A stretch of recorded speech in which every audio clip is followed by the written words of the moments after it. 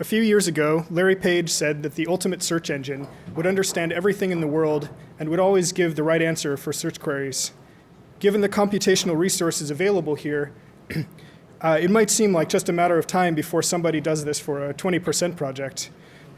Or maybe all our computer power and algorithms won't be enough, and it will require a radically different idea of how understanding occurs. Our speaker, the renowned mathematician and physicist, Sir Roger Penrose, will be talking about this today. He is Emeritus Rouse Professor of Mathematics at Oxford, a Fellow of the Royal Society of London, and winner of the Wolf Prize for Physics with Stephen Hawking, the Dirac Medal, the Copley Medal, and many other awards. He has written two insightful and controversial books, The Emperor's New Mind and Shadows of the Mind, and co-authored The Large, the Small, and the Human Mind on the physical underpinnings of consciousness and the question of whether computers can faithfully simulate human thought. Let's welcome Roger Penrose.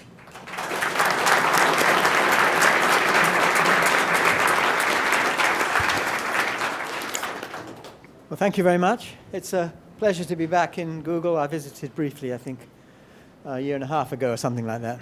Is this machine working, by the way? No? No? Is it working? Can you hear me at the back? Barely. It's probably not working. That makes a noise, doesn't it? Well, I'll do my best. Anyway, I've been asked to talk about this topic, about whether computers can simulate human mental activity. It's not something which I've worked on for many years, so I'm afraid my talk will be, to a large extent, things that I'd thought about some while back. I've been thinking about other things recently. On the other hand, there is a piece of information which I obtained quite recently, which is new, certainly as far as I'm concerned, and at the end of the talk. So you have to stay to the end to see what's new about this talk. But let me say things which are not maybe so new. I understand what is new with regard to Google is using overhead projectors.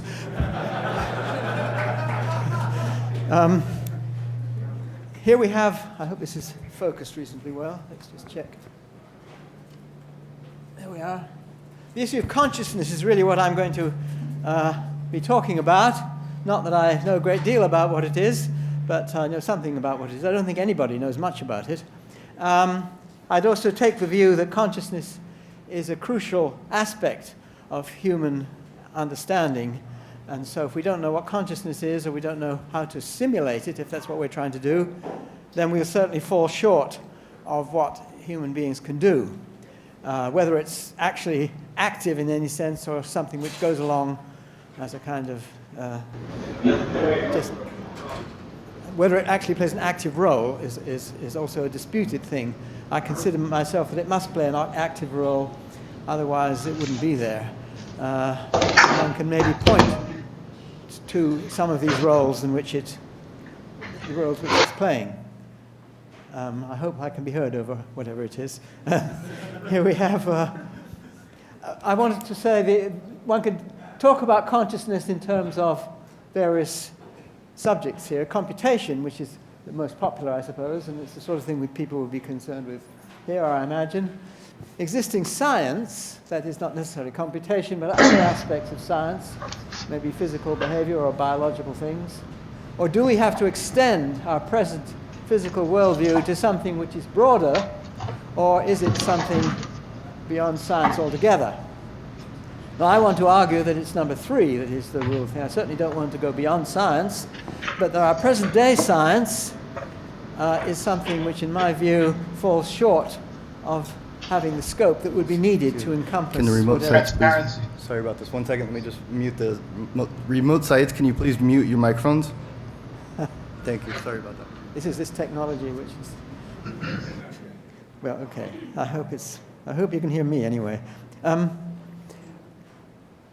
That in order to understand what's involved in consciousness, we're going to need to go beyond even existing science. It's not just going beyond computation, but the science that we know today. But it certainly would be science of some kind. That certainly would be my view. And there are various arguments from different subjects, philosophy, mathematics, physics, biology, psychology, and so on, Mainly I'm going to talk about mathematics and physics, primarily because that's what I know about. A little bit of biology, very second-hand, I'm afraid, but there will be some of that too. Now, here is, let's see if this one can work. Okay. There are many manifestations of consciousness, and consciousness also has a sort of both a passive and an active aspect. Active is usually discussed in terms of free will. I won't have much to say about that. Passive, that's more things that philosophers refer to as qualia. And we have words like pain, love, red, pride, determination, intelligence, disgust, will. Most things all involve consciousness in one way or another. But I'm going to concentrate on one particular aspect of consciousness, or whether it really is an aspect of consciousness is another question, namely understanding. And the question is a computer or a computer-controlled robot capable of genuine understanding? The word genuine, of course, one can always argue about, but of course the meanings of words can shift too, and so it's never quite clear. But my own personal understanding of the meanings, I'm going to talk about three words here, none of which I would want to define, none of which I even know quite what they mean, but I think one can at least say something about the relations between them. I have here the word intelligence, whatever that means, understanding, whatever that means, and awareness, or this particular aspect of consciousness. And I would argue that whatever understanding is, or at least whatever intelligence is, it requires understanding. Certainly the normal use of the word intelligence would mean that understanding is part of it, so that it's a requirement for an intelligent entity that it is capable of understanding, I would claim. And also in the normal usage of these words, I would think that the word understanding does imply some sort of awareness. It doesn't seem that something you would normally say that an entity understands something if it's not even aware of it. So awareness, whatever that means, seems to be part of understanding, and this part of intelligence. I think one could argue about these things, but personally the normal usage seems to be to imply these connections. So if understanding can be shown to be beyond computation, and that's what I would maintain one can see to some degree, then intelligence is not a matter of computation entirely in itself, and more of a certain aspect of awareness, and perhaps all aspects of awareness are beyond computation also. So that would be the claims that I'm trying to make here. So I want to say something about understanding, but I'll only talk about understanding in a very particular area. It's very hard to talk about understanding generally, but it seems that in mathematics, at least one can say something about it. Before I want to do that, I think I'll not quite address the argument that way, just because I think it's worth mentioning that certain other arguments that have been made in connection with consciousness have some relation to the argument I'm going to give, although they're completely different from it. So let me address some of these.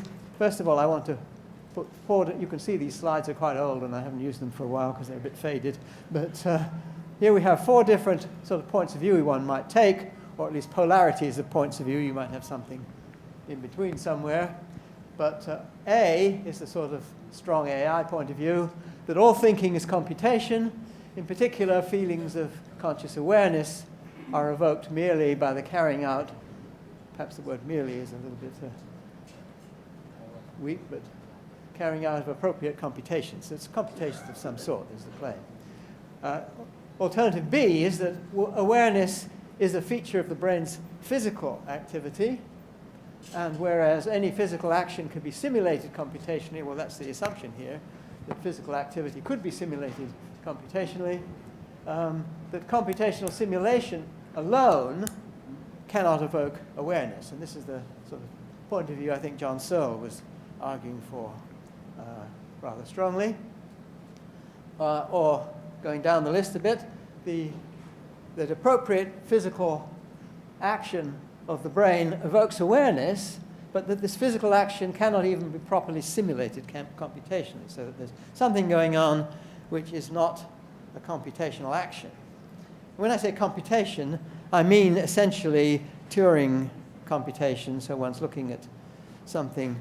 There is an issue in all these things about whether discrete devices are necessarily limited by being discrete as opposed to continuous. I'm going to take the view, the sort of standard view, that there isn't an essential difference, although I think there are some mathematical questions here which may still not be resolved in that connection. So whether one has to worry about whether computation in the ordinary sense of the word, which is basically Turing computation, is all we need, and that's, I think, what one normally means by computation, or whether there is something else which you still call computation but involves continuous parameters. Is there something different there? I'm not going really to get into that particular question. And then there's D, which is awareness cannot be explained basically by science. So that's a further point of view. I wanted to, perhaps I'll put this one over here because I find it a little easier to stand that one. Over the table. Put these over here if they all fit, more or less. That's it. And now I just wanted to say something about various other arguments and how they relate to these viewpoints. There are two arguments that I want to address particularly. One of them is the Searle Chinese room. Actually, I'm assuming people really know these things. I don't know whether they do, but because it's not central to what I want to say. But I thought I'd just, if you do know it, then that's fine. This is the Turing test, which I imagine people are familiar with. And here we have the Chinese room argument of Searle, where you imagine somebody who is trying to answer questions addressed in Chinese, sits in this room, and he hasn't the remotest idea about Chinese. He doesn't speak Chinese, but he has the rules of how to manipulate counters and things like that, which give the answer to this Chinese question, and so on. And the question is, does he understand any Chinese, even though he's manipulating the rules and gives the right answers? That's sort of the view there. That's one argument. The other argument is one that's particularly put forward by David Chalmers in a book of his, where you assume it's possible to replace neurons one by computer units without change of external function, and so on. And the question is whether the internal experience, or qualia, persist unaffected when you make these replacements. And I should say that the Searle argument basically is an argument against A, that it's one of these, more or less. The Turing test basically distinguishes A and B from C and D, and the Chalmers argument, no, that's not the Chalmers argument. Here we are. The Chalmers argument, it argues against B, and either for A, C, or D. And these things are not usually put in a way that you can't quite see that that's what they're doing. But I don't think I want to go into these things. If people want to ask me about them, I can say something about them. But the main point I want to make is how they really relate to these different A, B, C's, and D's. And it seems to me you can accept all the arguments. You don't have to. Maybe you rather argue against those particular arguments that they make. But if you accept them all, they all seem to be all pretty consistent. You see, here we have well, A, B, C, and D. The Searle argument, as I say, is an argument against A, so it's saying that it's one of these three is the... People in VC, could you please turn your microphone off? Thank you. These things in blue here are basically a question of whether consciousness is or is not one of these things. So is it scientifically discernible or not scientifically discernible? That is to say, if you have a device which purports to be conscious, can you tell whether it is or not by asking it questions? So that's basically the Turing test. So the Turing test says, yes, you can tell the difference. And I mean, if it's a good test, that means that if it passes the test, then you say that it's conscious. If it doesn't pass the test, you say it's not conscious. That wasn't actually what Turing said, incidentally, but it's the way these things can be interpreted in this, often are interpreted in this kind of argument. The Searle argument here is whether there's any understanding involved in carrying out the rules in the Chinese room.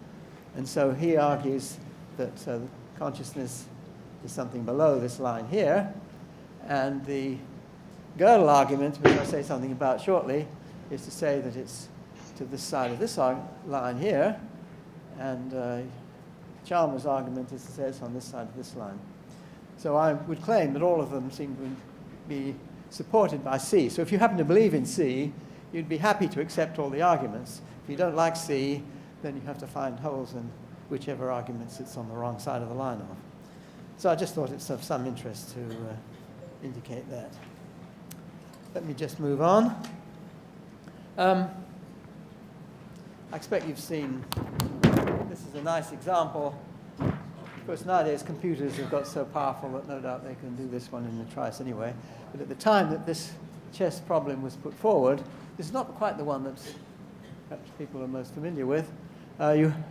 It's a good example of how understanding can do something. You can have a chess computer which is extremely powerful, but if it doesn't understand what it's doing, you can have a lot of trouble with an example like this. So in this one, white, what's brown, of course, but white is to play and draw, and you can see there's this barrier of pawns here, so although black has an enormous advantage, an extra two rooks, and I guess that's what it is.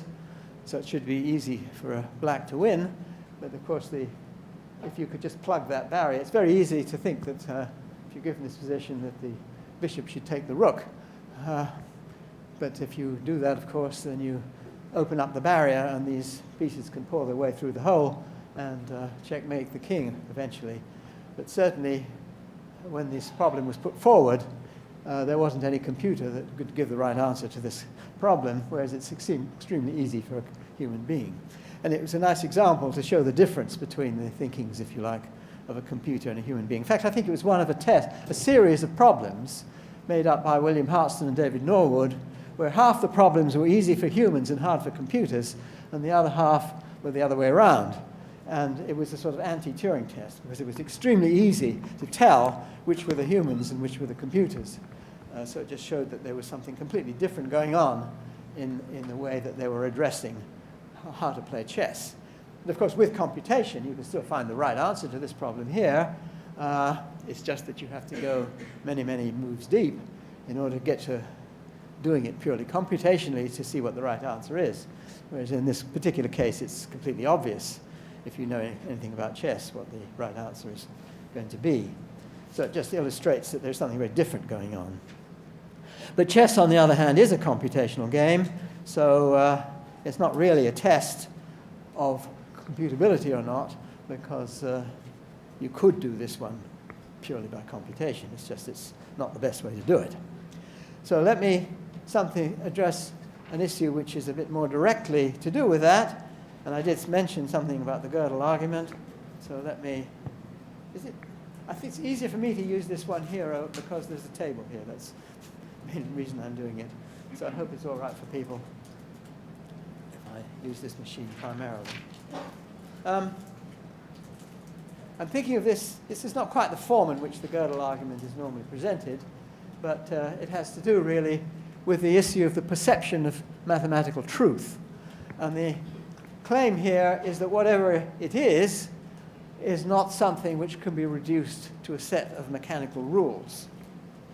So it seems to me that Gödel's theorem very clearly says this, although it's very infrequently presented in quite this form. So let me say what it does say, again, not the form that's normally presented, but in a form which is actually much easier to prove than the initial form of Gödel's theorem. What Gödel's theorem tells us, that for any set of mechanical theorem-proving rules, and I call that R, the basic thing about the rules is that they're mechanically checkable.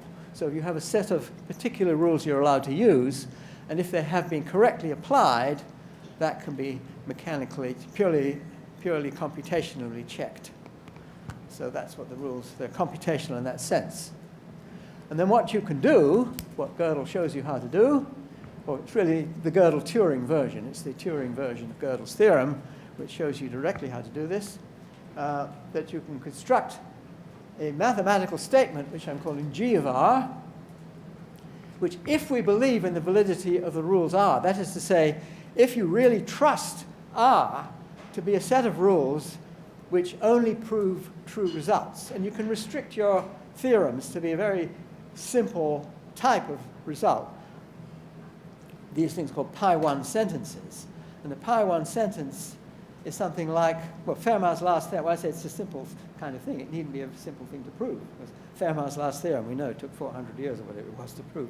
But it's a statement where you can it's an infinite set of things, if you like. Each one you can check computation, and you can run through them. If it's true, that means you can keep checking them one after the other. And but the fact that every single one of them is true is a statement of this kind. It doesn't matter you don't have to know what pi1 sentences are for this particular statement here. This just says for this particular type of mathematical statement, and that's all you need to consider, and it's a basically logically simple type of statement. And if you have a set of rules R which purport to give you proofs, and these rules R are of such a nature that if these rules are correctly carried out, then you would accept that that is a proof. So if you regard the rules R as giving you proof, they don't give you, they would not give you 2 = 3, for example, as a correct theorem.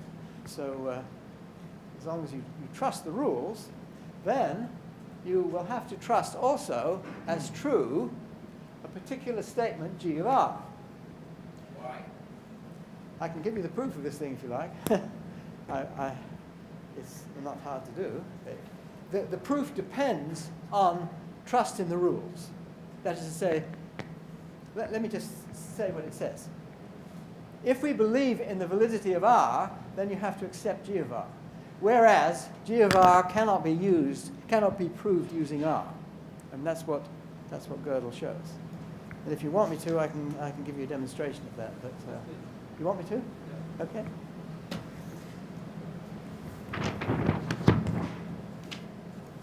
But that's not disputed. So that's not where people well, I don't know, maybe it is, maybe people don't understand the proof. But basically, the argument is as follows. What you have to do is consider computations which depend on a number n. And these are essentially computer programs which depend on a number n. So, because they are computations, and you could write them down alphabetically or numerically, whatever it is, numerical order, you could list them. So you have the 0th one, the first one, the second one, etc. And this listing can be entirely computational, and there's no issue about that. So it's a numerical ordering of computer programs. So suppose we have an algorithmic procedure A, which acting on the pair of numbers p and n, p is the number of the computation, and n is the number that it acts on, and that A has the property that when acting on the p of n, it comes to an end provided and provides us with a valid demonstration that the computation c of n does not terminate. So you see you have these computations, some which terminate, some which do not. And I like to use as an example, I'm talking about natural numbers, 0, 1, 2, 3, 4, etc. Can the natural number n be expressed as, or can the natural number q, let's say, be expressed as a sum of n square numbers? I'm not sure I've said that the right way around now. Let's just see.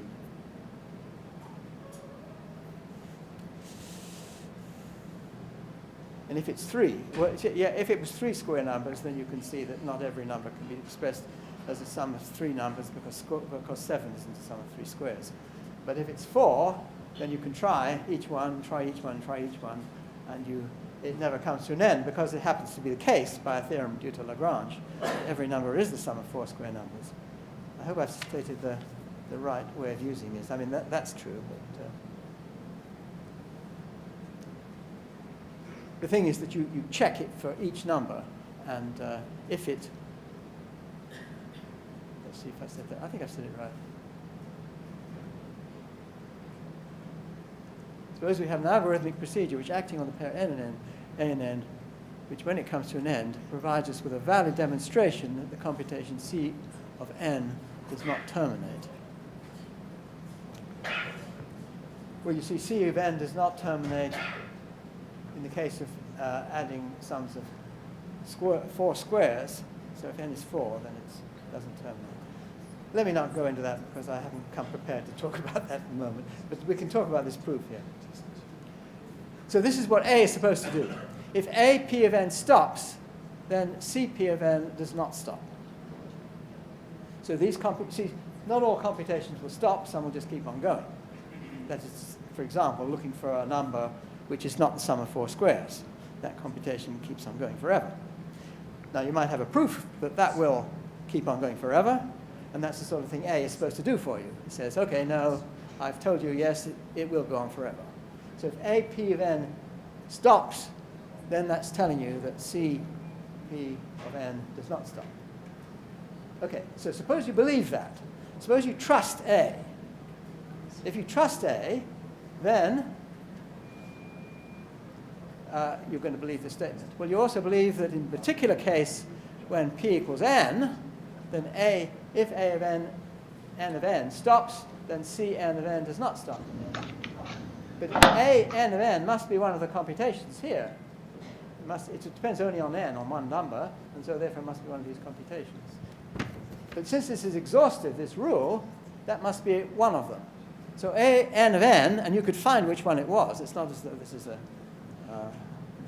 difficult problem. It may be difficult technically, but it's not a mathematically difficult problem. Then A n of n will be one of the C's, and you can find which one it is. So you put n equals C, and then now you have this statement. If A k of k, so you put n equals k. K is the particular computation which gives you A n of n. Then if k of k of A of k stops, then ck of k does not stop. That's just the statement we had up here, but substituting k in. Hence, ck of k does not stop, but A is not capable of ascertaining this fact because it doesn't stop. See? So therefore, it's no good for deciding this particular one. Even though, by this argument I've just shown you, we can see that if we believe that A doesn't make mistakes, then this particular statement it won't be able to establish. And that's all I've been saying. I haven't been saying that we know for any given system of axioms or something whether it's consistent or not. That's irrelevant. I'm just saying if you're prepared to use the system of rules, then you know how to transcend that system of rules by understanding. And the understanding is what's gone in here. This understanding does not follow the rules of A. It's something that we read. OK, we may not understand immediately because I've gone over it rather quickly. But it's not, in principle, difficult. Perhaps I should leave this one on the other one so you can spend the rest of the talk staring at it. But I should say there's nothing contentious about this. I mean, there are contentious things about things I say, undoubtedly. But this is not contentious. This is accepted by logicians. You might argue about any particular statement, whether or not you know it's true or so on and so forth. But that's not the point about this, you see. It's a general statement that any system of axiomatic procedures that you accept as giving you proofs, you can transcend. And you transcend by using understanding. It's a mysterious thing. I think it is. And I don't think it's, you can get around it by, you can get around whether we, in our understanding, you see maybe something which we don't understand, which is computational going on in the back of our heads or something. That's a possibility. That's not what this is talking about. Let me give you an example of one of these things. I think it's quite useful to give examples. Sorry, I keep taking this microphone away from my mouth, and maybe that makes me fade away, but that's not deliberate. Anyway, it's an example of this thing here. Okay.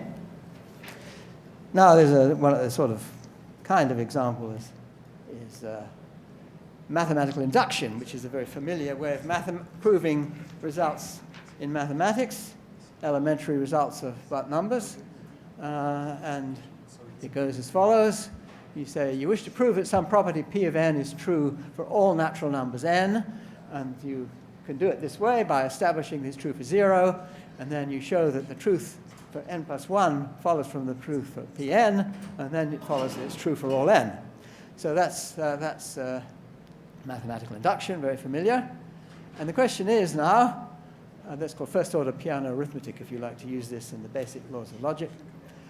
Are the computational rules, such as those provided by ordinary mathematical induction, sufficient for establishing the perceivable truths of arithmetic? I say perceivable, that means using the kind of insight that's involved in that, for example. And Gödel's theorem tells us no. And it's quite nice to see. I think people used to say, well, let's not worry about these things, because they're all incredibly complicated, and Gödel's argument uses Gödel numbering of factoring things into primes and so on, and who would be interested in any such thing? It's actually quite interesting that in fairly recent years, people have produced lots of examples of things which are like this, which can't be proved by induction and so on. I intended to bring you my slide about Goodstein's theorem, which is perhaps the most basic one to see, which is a very nice result. But let me give you something else which is equivalent to it, and perhaps it's nice in its own way, proved by the same people. This is Kirby and Paris. I think it's the same people. This is Hercules and the Hydra. Here we have Hercules, and he has to kill this creature here, which has got lots of heads, you see. You could see them here. And it's a kind of tree with heads in this example. And Hercules has to try chopping off the heads, and if he chops all the heads off, he wins. But of course, that's not the whole story, because it grows new heads all the time. And the rule is that every time he chops off a head, then if he chops that head off, you see, then from the base, just below where this has come out, it grows a new head, or new 2 heads, or 3 heads, and so on. In fact, the number of new heads it grows increases by 1 each time. So here, you see, he's about to chop this one off. So that's that one. And the rule is that you go down to the base here, and you grow another head. Oh, so you grow exactly another one of the same that was above it. So you see that has 2 sticking out of it, so you get another one with the 2 sticking out of it there. Okay. The next time he decides to chop that one off, and you have to go down 1, and then you repeat what's about it. This time you repeat it 2 times. And the next time he chops the one at the bottom, that's a bit more sensible in a way, because there's nowhere to go down below it, but never mind. And then he chops this one off, and you see it goes 4 heads, and then 5 heads, and 6 heads, and so on. And you see the number of heads is going up and up and up and up, and it can go up enormously, absolutely enormously. The question is, how clever does Hercules have to be to make sure he wins eventually? And the answer is, he doesn't have to be. He can be incredibly stupid. Whatever he does, he always ultimately wins. And it takes an enormous number of chops, and the tree will grow enormously, vastly huge. And the other thing about it is there's no way of proving this with mathematical induction. It's a Gödel theorem for mathematical induction. So it's rather curious and interesting example. You might say, how do we know it's true? Do we go to that argument? Well, in principle, you might say we do, but it's not really in practice done that way. It's done a different way. And the way it's done, I should go over here and take this away for the moment. You can't prove it by ordinary induction, but you can prove it by what's called transfinite induction, which is an idea introduced by Cantor. And you introduce what's called an ordinal number for each one of these trees. And what you show is that each time that Hercules does a chop, it increases this transfinite ordinal number.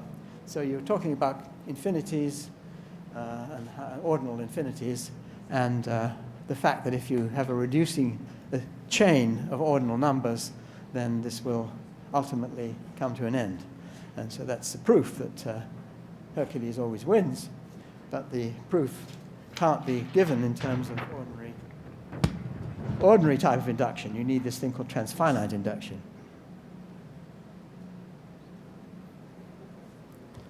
Okay.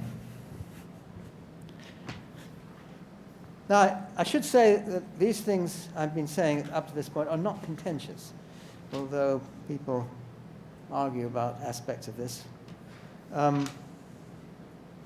I take the view that what it's telling us, Gödel and so on, are telling us that computational rules, well, this is another way of putting it, computational rules cannot characterize the properties of the natural numbers.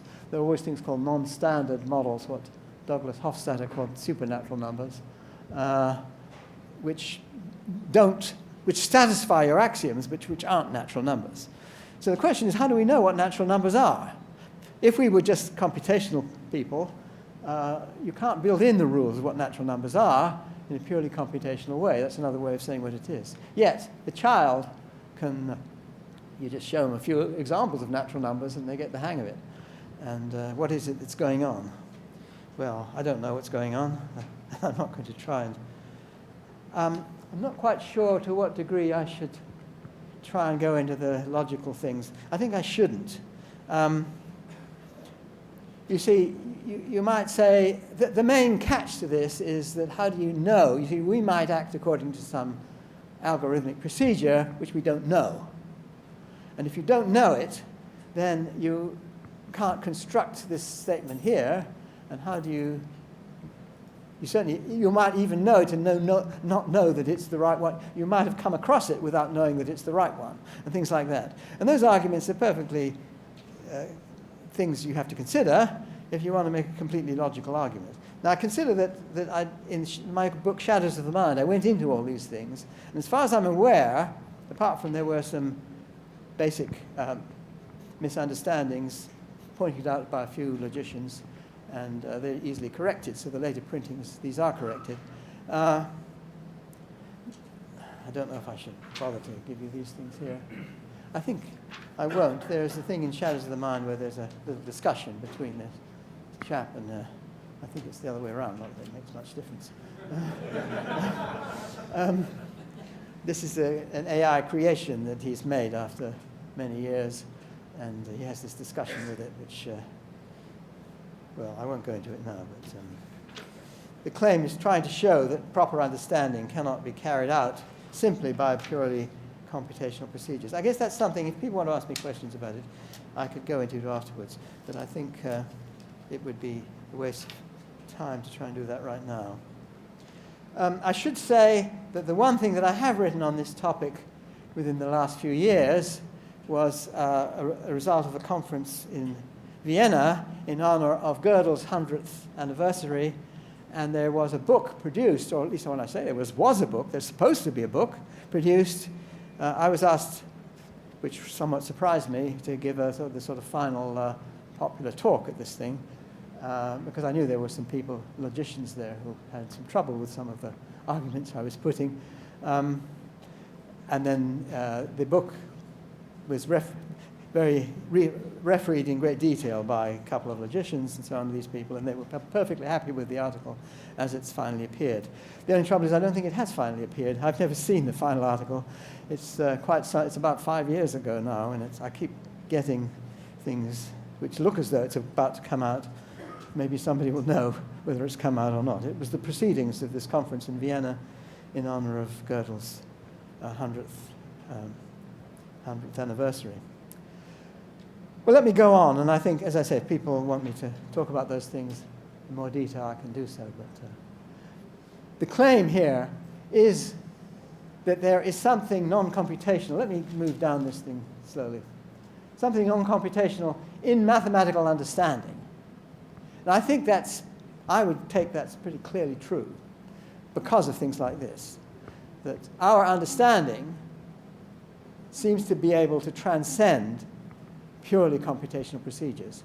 See, if you believe the computational procedures, then you can transcend them, and that's what this is telling you.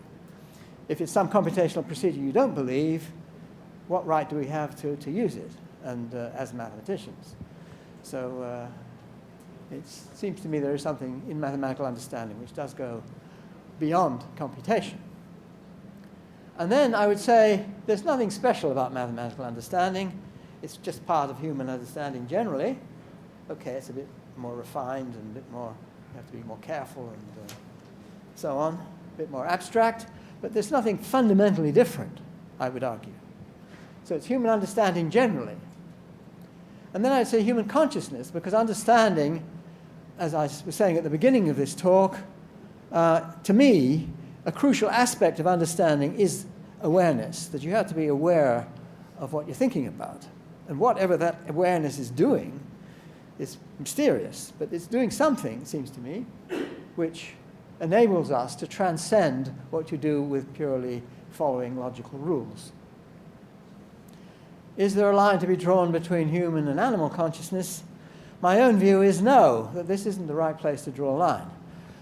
Simply because one sees so much similarity between human beings and other animals that I would be very reluctant to put a line between them here. It's almost anything you can point to which distinguishes humans from animals. You can find there is some animal which does it. It may not be always the same animal that does it, but you can find pretty well anything you can think of. There is at least one other animal that does it. So it's hard to see, apart from just magnitude and so on, that there's any clear-cut one thing that distinguishes humans in a way which makes me believe, at least, that there's a lack of consciousness in animals. So where can we draw the line? Well, somewhere maybe. Somewhere, I wouldn't say all animals are conscious. I hate to think bacteria, for example, are they animals? I'm not sure. Paramecium seems to do quite clever things, but I'd hate to think that it really is conscious. Non-computability in some aspect of consciousness, for example, mathematical understanding, strongly suggests that non-computability should be a feature of all consciousness. And if that's the case, and if you believe that consciousness is not something mysterious which doesn't come out of the laws of the physical world, and that's what I do believe, that it is somewhere out there in the physical world, that we have in physical laws something non-computable. Now, I want to make a point that this is, I'll put this one over, unless people still want me to have this up here, I think I'll take it away. Just so you see what I'm talking about here. Just to show that there's a real issue here, I can give you a non-computable toy model of the universe. It's not the universe, it's a totally toy universe. And this toy universe, perfectly well to have absolutely clear-cut rules. You have a discrete time, which goes 0, 1, 2, 3, 4, etc. The state of this universe at any one time is given by a pair of polyomino sets. What's a polyomino? Well, it's a set of squares like the things you see here, all equal size, the squares, glued together along edges in a plane shape, connected, continuous, and you have a finite set of these polyominoes to be one of your S's. So you might start with the empty set and then build up. I've just randomly chosen numbers here. Of course, I just made these numbers up. But you could computationally list all the sets of polyominoes, all the finite sets of polyominoes. This enumeration is to enumerate all possible distinct finite polyomino sets in a computational way. Now, in this so-called universe, we have a pair of polyomino sets, and we start with S00, 0, and the rule, the way the laws of physics in this universe are that if the state is SP, SQ at a time t, then the state is to be SP plus 1 SQ. So you add 1 to the P, you go along to the next one for the first of the two polyomino sets. If SP tiles the plane, so can you cover the entire plane using the sets of shapes in your polyomino set? And if it cannot tile the plane, then you swap them over. So you go to P plus 1, but you put that second, and you just go on like this. So your evolution might be sort of thing I would say there. Now, this evolution, I claim, is actually completely deterministic. This rule is a completely deterministic rule, but it is also non-computational. There is no computer algorithm which tells you how this universe evolves. And just to show you what is involved, here we have some simple polyomino sets. A single cross, for example, will tile the plane. You can see it doing it here. This shape will too. If you have these two shapes, either one by itself will not tile the plane. You quickly run into a problem with little hole gaps you leave. But if you use both together, then you can tile the plane. And here's an example. That single shape will tile the plane. And this is just to show you it can be a little bit complicated even with one shape. You have to use 8 different orientations of that shape. But all of those tile periodically. If you take this set of 3 tiles, then you find if they will tile the plane, and there I've started doing it, but it never repeats itself. There is no way of tiling the entire plane with these shapes in a repeating way. Now, I give you this example because this is an essential ingredient to the proof that Robert Berger gave that there is no computational algorithm for deciding whether or not a finite set of polyomino shapes. He didn't quite state it that way, but it follows at once from his result. Finite set of polyomino shapes will or will not tile the plane. The problem is to decide that it will not tile the plane. If it would, no, is that way around? Sorry, I've forgotten. But anyway, you can't. There's not an algorithm for deciding yes or no whether a finite set of shapes will tile the plane. In case you're interested, if you want to know how this is done, I can give you a quick clue because it was based on a set of tiles made by Robert Ammann, where he had these shapes like that, and it's a hierarchical scheme. I think I'll just show you very quickly. Basically, you put these orange lines on the tiles, and so it's a question of explaining that arrangement. And how does that come about? Well, there's a hierarchical, sorry, I put it the wrong way around, hierarchical rule. You can see the green shapes are showing you how these things are grouped. And they follow a similar sort of, they're slightly different shapes, but they're basically the same. And then these things, again, you get bigger and bigger, and each time it's a hierarchical arrangement. Incidentally, the fact that the tiling problem is non-computational depends on, arguments that you give show that there must be non-hierarchical tilings too. Because if the best you could do would be hierarchical ones, again, it would be you could show there was an algorithm for deciding the tiling problem. So it's, I can't do that now. Never mind. Let me go on.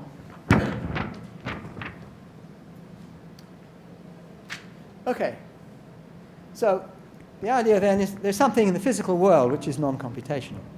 That's the claim. And this is what one is trying to, this is a model, the OR model is a model due to Stuart Hameroff and myself to try and find a possible place for non-computational physics acting in the brain. Now, before we get to that, we would require something which goes beyond standard physics. You see, there's an argument here which also has some little bit of loopholes, but not very big ones, I should say. That is that physics as we know it today is, in effect, computational. In fact, it's, as we know, we can do vast computer simulations of astrophysical processes and all sorts of things extremely well. And these simulations do work extraordinarily well if you know what the physics that's going on in the system. If you can guess what, or if you guess what that physics is, you can work out the implications by doing horrendously long, complicated computations. So we know that an awful lot of physics is computational. Basically, you could say that Newtonian dynamics is basically computational. There is this caveat that at the beginning I mentioned, continuous or discrete, so you have to worry about that problem. But that problem is probably not essential. And so if you accept that, then Newtonian mechanics is computational, basically. Relativity is computational. Quantum mechanics, what about quantum mechanics? Well, quantum mechanics is a slight issue. Big issue, I should say. Quantum mechanics consists of two procedures. One is basically what's called unitary evolution, or the Schrödinger equation, and this is linear, and it's computable. It's similar to classical mechanics, in a sense. In many respects, it's more complicated. You have many more degrees of freedom and so on, so calculations could get very vast. On the other hand, it doesn't seem to be non-computable. One of the features of quantum mechanics, though, is what's called linearity. I want to say something about that, because it's one of the great beauties of quantum mechanics, but also one of the great problems of quantum mechanics. You see, I said that quantum mechanics involves two ingredients. One is unitary evolution, which is a deterministic evolution, computable, which tells you if you know what the state of a system is now, in principle, you could compute what it's going to do indefinitely into the future. The trouble is that doing that doesn't give you what you want to know, necessarily. What you want to know is the result of an observation. And the observation process is where the probabilities come in. And that is not part of unitary evolution. In fact, it's inconsistent with unitary evolution, which is a big puzzle, because if you would think that if you have a measuring apparatus trying to measure what some quantum system is doing, then the measuring apparatus together with the quantum system ought to be a new quantum system, and therefore its evolution ought to be deterministic, and there shouldn't be these probabilities that you get in quantum mechanics. So where do the probabilities come from? Do they come from lack of knowledge? Do they come from environmental decoherences as a common view, or what? Well, let me say something about the linearity of quantum mechanics, which is a basic feature of unitarity, or of the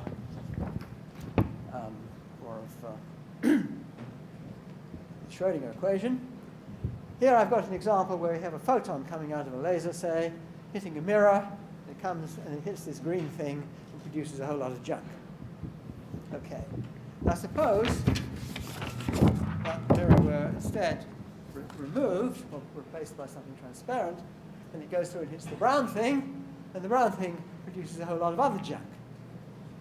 Now, quantum mechanics tells you that if two things are possible to happen, then you could have them happening sort of at once, in superpositions, it's called. And that can be achieved by putting a beam splitter, or if you like to call it sort of intuitively a half-silver mirror.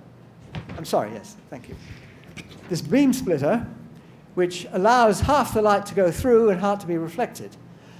However, you can't think of that as every other photon going through or something like that. What you find is that the photon necessarily sort of goes through and not goes through at the same time. And this you can test because you can put other mirrors in and test interference between these two alternatives. So you can't say one happens or the other happens. You have to say that nature keeps track of both alternatives. So that is the superposition rule, is that any quantum state, pair of quantum states, you can sort of add them together in this sense. Well, more or less, that's what it says. Now, here's the little problem. Here we have the Schrödinger's cat, of course. Not just a green thing and a brown thing, but here we have the thing going right through a device, murderous device. Here we have a gun, and it kills the poor cat, you see. Or you see, you can put in a mirror, and the cat's okay. Or you can put a beam splitter in, which is what basically Schrödinger was doing, although, of course, he never actually did the experiment. He was a very humane person. He wouldn't consider doing such a thing, I'm sure. It's just a thought cat. But then, you see, according to Schrödinger's equation, it would be alive and dead at the same time. Okay, you say, well, is it to do with the environment? I've put the environment in here. Is it to do with an observer coming along and looking at it? Is it to do with the consciousness of the observer? And you can see there the observer has an image of the cat in his mind, you see. And here's the live one, and there's the dead one. And, of course, the superpositions, if they extend to all orders, then it doesn't really help you. There are lots of arguments people make, and I don't want to go into them. They tend to go into what, if you take unitarity or Schrödinger equation to its limits, you are led to what's called the many worlds interpretation, which means all these things happen at once. But it doesn't really explain why you don't see these mixtures of things. It's not a complete explanation, even if true. To me, these things just tell us that quantum mechanics is not right at all levels. And there are other reasons for believing that, in my opinion. I may say it's a much of a minority opinion, but it's the big unknown, in my view, of modern physics, is what on earth to do with a measurement problem in quantum mechanics. There are things you can do, and I think Will Marshall is somewhere around, and this is a proposed experiment for trying to do just the sort of thing I was telling you there, of putting an object into superposition of two places at once, and to see whether it can persist or whether it spontaneously decays into one or the other. And the claim that I'm making, and some other people, particularly Dioschi, who put forward a particular view on this before I did, is that it's gravitational effects which cause the reduction of a state. That is, if you have a superposition, a live and dead cat would be an example. It would simply flip over to one or the other in a very short period of time, tiny, tiny fraction of a second. But if you had a very small thing, like in this example, a 10 micron mirror, little cube, you could maybe hold it in a superposition for about a second, displaced from itself by simply about the diameter of the atomic nucleus here. That's the idea, and so it's experimentally testable. It has not yet been experimentally tested, but at least it would represent, if true, a deviation from standard quantum mechanics. And it seems to me you need something like this in order to have something with a chance of being non-computational. So the idea then is that it's whatever the physics is going on here, which goes beyond standard quantum mechanics. I believe the case that there is something beyond standard quantum mechanics which is causing the reduction of the state, what we call making a measurement, that there is something there. Whether it's to do with gravity is one question, and certainly it's a big question whether it's got anything to do with what's going on in the brain. So the next argument is that maybe it is something to do with what's going on in the brain, and I've probably got the odd minute to explain this to you. What do people think is going on in the brain? Well, the usual argument, indeed, we've got neurons and we've got axons and synapses and goodness knows what, dendrites and synapses. And the sort of picture people tend to have, and it's a bit like a computer going on here, that these neurons behave a little bit like transistors or what have you. But cells are really very sophisticated structures. They've had a lot longer to develop than human beings have, and cells seem to be very sophisticated objects. So one of the ingredients, and this is something I didn't know about when I wrote The Emperor's New Mind, no doubt I should have done, but it was Stuart Hameroff who told me about microtubules. These are little, it always seemed to me that neurons weren't much good for trying to preserve any kind of quantum coherence. If you want really to get quantum mechanics up to a level at which what goes on beyond quantum mechanics could begin to have any role, you need to keep it isolated. And what the actions of neurons, they just aren't isolated. I mean, they disturb, you have these electric fields which disturb what's going on in the rest of the brain in uncontrollable ways. So it seemed to me pretty hopeless. Didn't stop me writing The Emperor's New Mind, but it seemed to me that you needed something more. Now, Hameroff came up with this idea that microtubules are playing an important role. These microtubules, I should say, these are substructures of cells generally, not just neurons. They're all over the place. There has to be something special about them in neurons. And the claim is that there is something special about them in neurons. These microtubules excited me a lot more than what neurons might do because they are tubes. They could isolate what's going on inside, perhaps.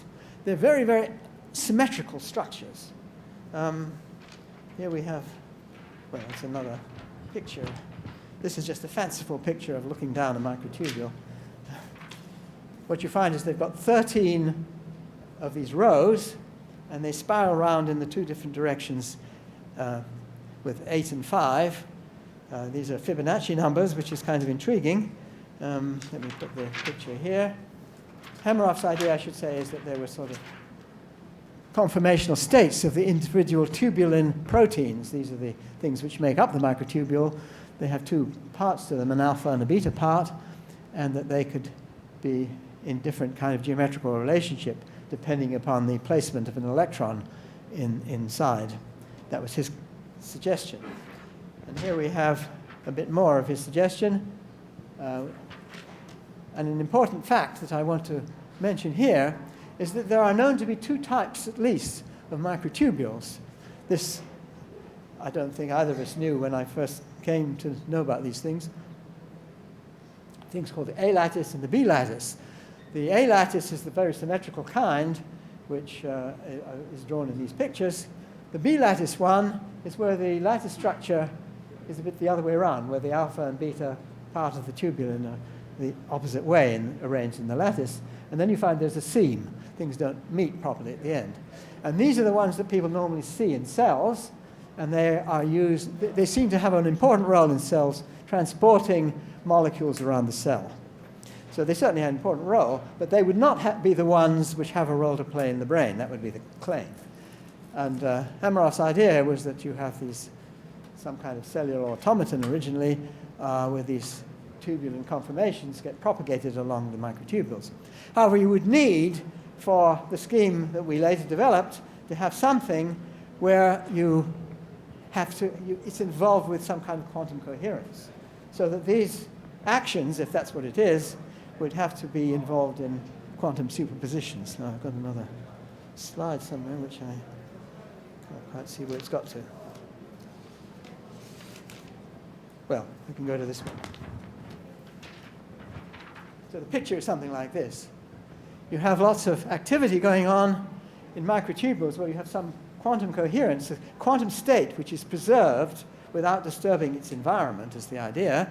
And these are sort of tuned by means of these connections which act as sort of nodes to the vibrations in them and so on. And these influence the strengths of the connections between each and the next. Now, there are these interesting structures also which are present right in the synapses here called clathrins, which I find also very fascinating because you have highly symmetrical structures. These things, you may well know about these C60 molecules, which are carbon. Just these would be carbon at the vertices of this truncated octahedron or a soccer ball. But you find these at a somewhat larger scale, made out of these protein entities which are called triskelions. And it's very remarkable that these should be found in the, sitting right here. You see, what are they doing there? These very symmetrical structures. Well, very symmetrical structures have an important role in that you're liable to get, certainly a thing like this. There's a thing called the Jahn-Teller effect, which means that you can have some kind of quantum activity at the lowest level, and then the next energy level can be quite a gap away from the lowest one. So it's something a bit like superconductivity going on. Well, you see, what you would need in order for anything like this to be remotely possible would be something sort of like superconductivity going on in microtubules. And it's certainly been argued by many people, you might say very sensibly, that in the warm brain and so on, you're not going to get things like superconductivity taking place. Well, I was always very suspicious of these arguments because we know so little about what's going on in cells, and they are extremely ordered, sophisticated structures. So that is a simple argument of a general kind is hardly likely to give you much insight into what's going on in these very, very sophisticated structures. So what I want to mention at the end here is something which I only heard about very recently about microtubules. This is, the terminology ballistic lossless conductance is what's being referred to. And these are single A-lattice microtubules at room temperature, which with an alternating current stimulation in the low megahertz range. And these people here look like a couple of Japanese people and an Indian who have done some experiments on room temperature isolated individual live A-lattice microtubules. And this is the address and so on. And what they seem to find is that the resistance that you would have normally in a microtubule, something like gigaohms, drops to less than 1 ohm.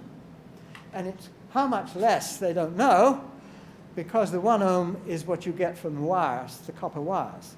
So they're better than copper wires. It could be that they're much, much better. In fact, the terminology they've used is ballistic. That seems to be a new technical term. It's what seems to be going on in these microtubules. If you could show that it was something like 1/10 of an ohm or 100th of an ohm, this would be pretty convincing that this is actually something like superconductivity, where you do need quantum coherence. I don't quite understand this bit here, but this is what they call it, a fourth circuit element. I should say that there's a bit of a problem here about finding the literature, and I kept asking Stuart, how on earth can you tell me a reference, you see? And he said the trouble is that these people, for various reasons, which one might think about, want to patent it first. And so although the patent application is public, so you can read, I don't know how to find it myself, but you can, in principle, find the patent application and see what they're saying. But until that's accepted as a patent, they're not prepared to publish this result.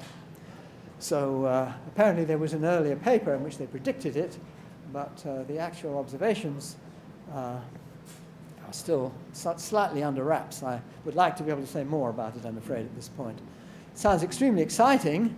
It seemed to me for a long time that microtubules were the best bet for anything of a quantum coherent nature to be taking place in the brain. I never was persuaded by any of the arguments that Tegmark, for instance, Max Tegmark had tried to argue that they would decohere in a tiny fraction of a second. But of course, these are using general arguments which don't take into account the very special environment and structure that these things have, which has to be very special. Otherwise, of course, you would have decoherence taking place much too rapidly. It has to be something very, very special, particularly making use of the symmetry. There is a point that struck me about microtubules for quite a time, which is the fact that they're straight. You see, you've got these long lines of tubulins, whereas if people make them in dishes, and they can do that, they can get them to unroll and roll up again. Instead of having 13, you can have 14 or 12. And when you do that, then there's a slight spiral one way or the other. There's nothing which is straight in them. What is nature doing to have them straight? When it's not playing, as far as I can see, any structural role, what's it doing being straight? It's always seemed to me that there could well be something of this nature, which is what they're doing. And one reason I've felt this was I read a paper once about nanotubes, where you can have sort of superconducting type behavior, but this occurs when you follow along a very small number of atoms until you get the next one, and if it's twisted, then the effect drops off very rapidly. So it does depend on them being straight. So the straightness seemed to me to be, if it's playing a role, very likely a quantum mechanical role, and I think this seems to indicate that there is something like this going on. I should mention also that quantum coherence apparently has also been seen in photosynthesis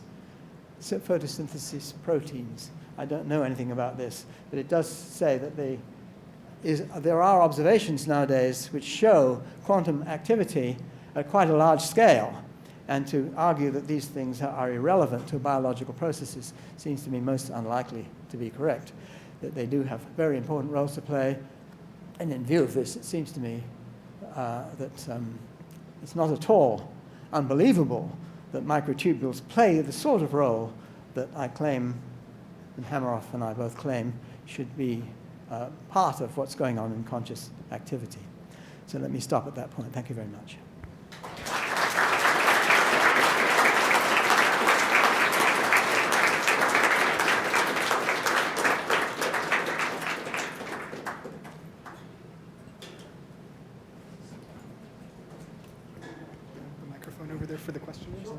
There's another one.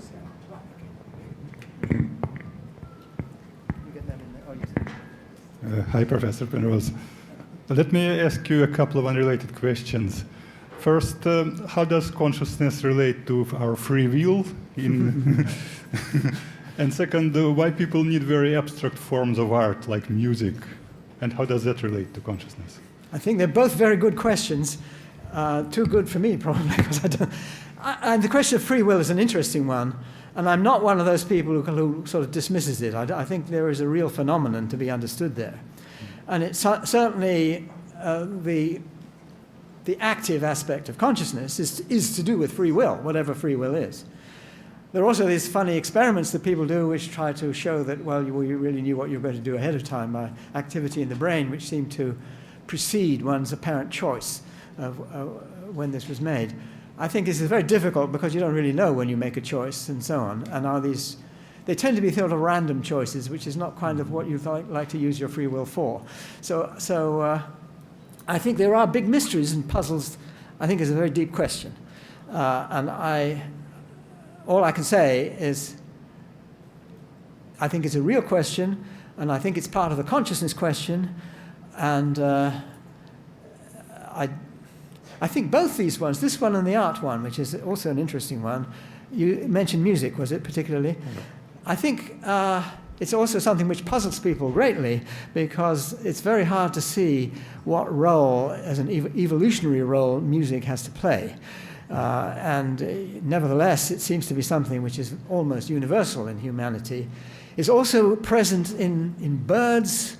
You get bird song, and there have been experiments it's particularly for birds which don't have much in the way of plumage, you see. So the male is trying to show off and attract the female. It's always that way around.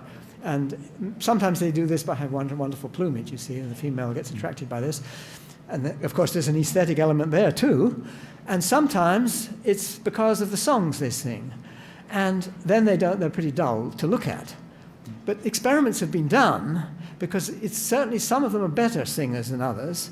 And the experiments that have been done is to have human beings come and judge which they think are the nice tunes or the nice songs, you see. And they seem to agree pretty well with the ones that attract the female birds. So it's as though there is something which is quite beyond species, you know, which is, and again, even more striking in a way. What about flowers? Flowers come about because of insects. And, you know, before insects, there weren't any flowering plants. And it's somehow the beauty in flowers is appreciated by insects. Now, does that mean they're conscious? I hate to say, but there is something very profound in art, aesthetics. It's all part. I didn't show you my Platonic slides and so on but I think that there is a role. Even the closest I could get to saying anything here, I suppose, is that if you look at, this is extremely primitive, but you think of musical chords, and you can take three notes, you see. Now, if you take the three notes, C, C, E, and G, C, E, and G, that's right. And the frequencies are, 2 to 3 to 5 or something. And you play that as a chord, and it's a very pleasant sounding chord. Now, if you put them so that the relative frequencies are just the same, but in the other order, then that's a minor chord, you see, and it creates a different emotion, definitely a different emotion already, even at that primitive level. And so there's something about the three together, which is because if you try to find the least common, whatever it is, denominator, you find you have to go up to 15, whereas the other one, I forget what it is now. But the major one, even though individually they're just the same chords, as a triple, there's something more. I wouldn't say non-harmonious, but it's slightly. There's a bit of a tension there, which you don't get with the other. Now, is that something that one, in a certain sense, perceives directly in the physiology of the brain, and that music is taking that further and further? That there is something directly which relates in some way to what's going on in consciousness, some kind of coherence of some kind, which is respected by the brain directly, and which has nothing to do with the way the things are connected, which is much more to do with the kind of quantum effects which one might be talking about here. It's pure speculation, I don't know. But I think they're very good questions, and maybe someday we'll have answers to them. Thank you. Thank you. Yeah. You mentioned that you feel that our understanding of quantum mechanics has a misunderstanding, or we're missing something. What do you think that is? It's incomplete, but I say stronger than that. I mean, Einstein said it was incomplete, and I agree with that, but in a certain sense wrong. And I think I could make about 4 or 5 arguments in favor of this belief. One is the most direct one, which is that the process of measurement, or the reduction of the state, simply is not a unitary process. Now, you can go to many worlds and say it's to do with something perceiving and goodness knows what. But if you want to try and explain the world as it appears to us, this reduction seems to take place. Something seems to happen actually out there in the world. It's not just which world is being chosen out of it's just the world that we're talking about is the world that we all perceive together. And in that world, unitary evolution is not the whole answer. Also, there's arguments from gravity which have to do with the basis of the experiment, which I indicated to you here. One of the strongest motivations behind that comes from 2 of the basic principles of general relativity on the one hand and quantum mechanics on the other. The general relativity principle, absolutely fundamental, is the principle of equivalence. That is, dropping, or an acceleration is equivalent to a gravitational field. And there's a tension between that and the superposition principle. I can't go into the argument just in here, but there is a clear-cut tension, and you can actually demonstrate this mathematically. And this gives some indication at a level at which you might expect to see some deviation from the standard superposition principle. And that's what goes into this experiment.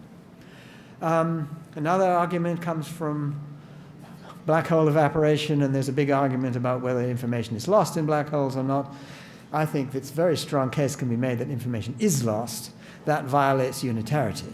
And that's one of the reasons that a lot of physicists don't like it to be lost, including, I should say, Stephen Hawking, when he changed his mind on this topic a few years ago. His original argument was that it was lost. But if it's lost, that does violate unitarity. I think it has to violate unitarity. I'm not unhappy about that. So I think there are several arguments looking completely independent of one another to indicate that there has to be something beyond quantum mechanics in which the reduction process is not explained just by environmental decoherence or something like that. There's something else profoundly going on. My own view is that it's going to be an absolutely radical change in our way of looking at quantum mechanics. It will make almost no difference. It's a bit like quantum mechanics. It's a bit like relativity, general relativity, making almost no difference to Newtonian theory. Newtonian theory is after what one normally uses to see what satellites do and so on. It's almost the same as Einstein's theory, but Einstein's theory is a completely different framework. You look at it from a completely different point of view, and it leads you in a different direction. I think we're going to have to do that to quantum mechanics. Do you have any ideas about what that theory might look like? When or what? Or what? Yes, but nothing that I would stick my neck out to support, and nothing that I have time to say right here. Thank you. Yes. Hi. I was curious if you're familiar with some of the experiments that were done at the Pear Lab at Princeton that seem to indicate that consciousness can influence the results of random number generators. Yeah, I'm not a... I should say, yeah, I may be prepared to believe lots of crazy things, but that one I have a problem with. I have heard experiments of that kind, yes. It would cause a lot of trouble with other things. Okay. But I haven't seen the particular one, so I should, it would be unscientific of me to say I don't believe it. But my initial inclination would be to be suspicious of it. Thanks. Yeah. Hi.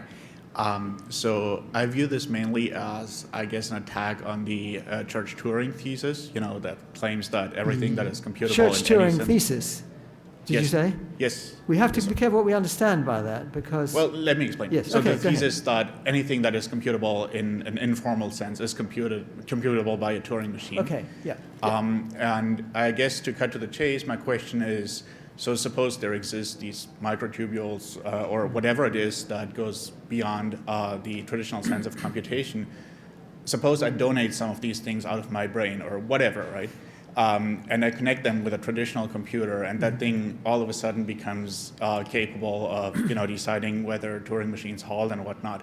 What makes it so certain, or are you certain that these things could not be harnessed for something that we would call an artificial intelligence? I should make my position on this clear because it's very easily misunderstood. In the first place, yes, I agree with what you say is the Turing thesis. That is the way I understand it. And that's what they meant originally when Church put it forward initially. Yes, I see no reason in principle why one shouldn't be able to make use of these things in a device. The normal way that one talks about a device or a robot or something like that is in terms of a computationally controlled device. But that's, if you like, just a definition. And I don't see any reason why some latter-day Frankenstein couldn't put together something out of microtubules or whatever it is. I should say that even these people here, I believe that the experiment they're doing, most recent experiment, have been to work with things which are not actually microtubules, but which use the kind of structure that microtubules have to see whether they can get the same effects out. So they're trying to do that very thing. Now, whether that would be conscious, you see, I think the argument that Hameroff and I try to put forward is, yes, consciousness needs this, but it has to be more than that, because after all, any observation in a quantum mechanical observation doesn't involve, presumably, much of a conscious event. Now, it might be a very tiny bit of consciousness or something, which somehow has to be made coherent in some big structure. But that would be part of what you're suggesting. I see no reason why that couldn't be done. So I guess my follow-up question then would be, there seems to exist vast literature on the topic of transcomputability. So if you allow for more primitives beyond what can be done in a traditional computer, you get richer families of computable languages and so forth. Yeah. Well, you have these things called Oracle machines and so on. Right, and then there are several levels of these things and so forth. So do you see any correspondence between what we call consciousness and one of these transcomputable families? I mean, I would say that, yes, in a certain sense that's true, because you see, it doesn't mean, none of the Gödel-type arguments tell you that you could solve any non-computable problem. You see, it doesn't mean you could see the answer to a mathematical problem of a non-computational nature. That never says that. It does say, though, that you can see the answer to some of them. See, if you can see what the computational procedure that you're trying to transcend is, then you can transcend that particular one. Whether you can make a device using such a structure, I have no argument against. I'm not sure how happy I feel about it. That's another question. But it's certainly not part of any of my arguments that couldn't be done. I don't see any reason why it couldn't be done. Thank you. So this is nearly the same as the previous question. Do you think there's some level of the arithmetic hierarchy which is strong enough to describe physics? I missed the word there. Some level of the arithmetic hierarchy? Arithmetic hierarchy. No, because, well, you see, if you believe my arguments, all the arguments can be repeated. You see, you just take the Oracle machine, say, okay, replace Turing machine by Oracle machine, all the way through. They're just as computably listable and so on and so forth. So, yeah, then you transcend them. So you can't point to a particular level of Oracle machine which would represent what I would claim is what can be done with consciousness. So it seems to transcend all those levels. Is there some on-the-earth sort of level, sort of delicately placed at the end of all that, which is what consciousness can achieve? Who knows? But I mean, that's a possibility. Cheers. I'm so sorry, I tend to do that. Yes. Yes. Hi there. So this is a somewhat digressive question, but you mentioned that Aggressive, did you say? Degressive. Digressive I see. question. Yes. But you mentioned that you weren't able to read Sayu's paper because of the patent that they have filed on this work. It won't be long, I shouldn't think. That's what I'm told. And I was recently thinking about Alexander Grothendieck using the fact that he owns the copyrights on his work to prevent his works on analytic geometry from going back into print. And I was wondering if you had any thoughts about sort of this current status quo of how scientific communication works around intellectual property laws, and whether you were satisfied with the status quo or would have some suggestions to improve it. A dangerous question to comment about here, I think. I don't know. I guess I worry about both sides of the argument, and I haven't formed a clear view. I mean, I can understand, intellectual property being important and so on. But on the other hand, when it comes to mathematical things, people often accuse me because there's this example of the toilet paper, you see. You know about that? Perhaps I shouldn't mention it. We moved into a new house, you see, and my wife noticed that the toilet paper had a certain pattern on it. She said, doesn't that look familiar to me? And I couldn't see without my glasses on. They were Penrose tiles? Well, I have to be cautious what I say about this.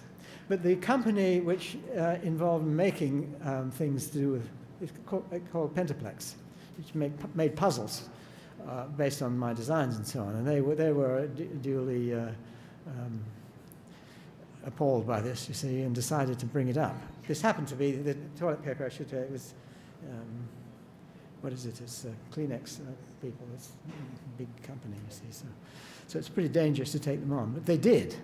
And I thought, with some quite clever arguments, the whole thing eventually was settled out of court, which is all I'm allowed to say about it.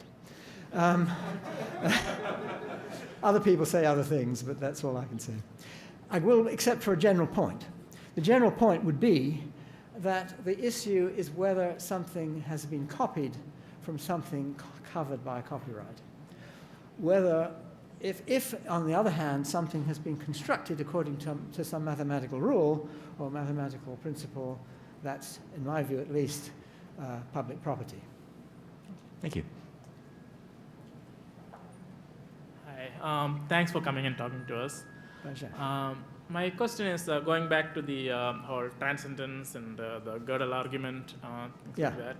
So the argument seems to be that we can transcend computation and therefore we can sort of understand it. But there seems to be an assumption that human consciousness can actually understand itself. So is that really true, or do we really need something that can transcend consciousness to understand consciousness? I'd rather not say we can, because I don't understand it. No, well, the arguments I've tried to give, you see, I admit there's a certain fuzzy edges to all these arguments, but in Shadows of the Mind, and as far as I'm aware, all the logical arguments I've seen been put forward afterwards don't refute the argument I gave there, although there's some points in it which needed, the early printings, there were some errors in. One of them had to do with omega completeness and all that, so just ignore that bit. See, the argument there was not really, it was thinking about, could you construct a race of intelligent robots using principles that we understand would improve their performance, you see. So there would be kind of, you could use natural selection, you could use all sorts of ingredients into it, so that in detail you wouldn't know what was going on. But the general principles whereby these devices would improve their performance would be in principle known, because it would be fed into the whole thing in the beginning. And so the argument was that anything of that nature still would run into Gödel problems. But it's much more of a fuzzy argument, and one has to, it's hard to formulate it as a sort of symbolic logic argument, which is probably why logicians have trouble with it sometimes. But I suppose the main reason it's not that I don't disbelieve those arguments or anything. The main thing is it's something much more obvious than that. You see, if natural selection is going to produce beings that can understand Goodstein's theorem or the Hercules and the you see, and all these arguments, which doesn't require a great deal. I mean, it's not very complicated. You have to think around it and, get your mind around it, and definitely invoke your conscious mind. But what you're actually doing is not all that complicated. And it's something which you could imagine could have evolved in natural selection. Not for that purpose, but in order to, catch mammoths or whatever they used to do in the old days. And so in the old days, a development of understanding and being able to put yourself in the place of a mammoth or whatever it is you have to do, and all these things which require consciousness, it seems to me, is what developed us, and as a sort of side effect, happen to be, you can apply these things to mathematical problems. It's not as though the mathematics was somehow evolved. You see, one of the loopholes to the Gödel-type argument is there's some so vast and sophisticated algorithm that we act according to that we've got no hope of understanding it. Well, how did that evolve? I mean, it's ridiculous. That couldn't have evolved. It doesn't make sense from the point of view of natural selection that a thing like that can have evolved when there was hardly any selection in favor of mathematicians. Goodness me. Okay, I know they probably do quite well here, but most places it's not the best thing to do if you want to make a lot of money. Thank you. Okay. Hi. Are you familiar with Henry Markram's work in simulating Whose the brain? work was this? Sorry. Henry Markram. I'm not sure. Just tell me about it. He's using basically a bunch of processors to simulate neurons to build a virtual brain. Yeah, yeah. Well, the people who simulate worms and things like that. Is it to do with that sort of thing? He's planning to simulate a human brain. Well, I guess I'm not familiar with the specific work, but I've heard of things of this nature. And I would imagine that what's being done is a computer simulation of the standard sort, is it? I don't know. But I mean, it would come under the heading of a computational system.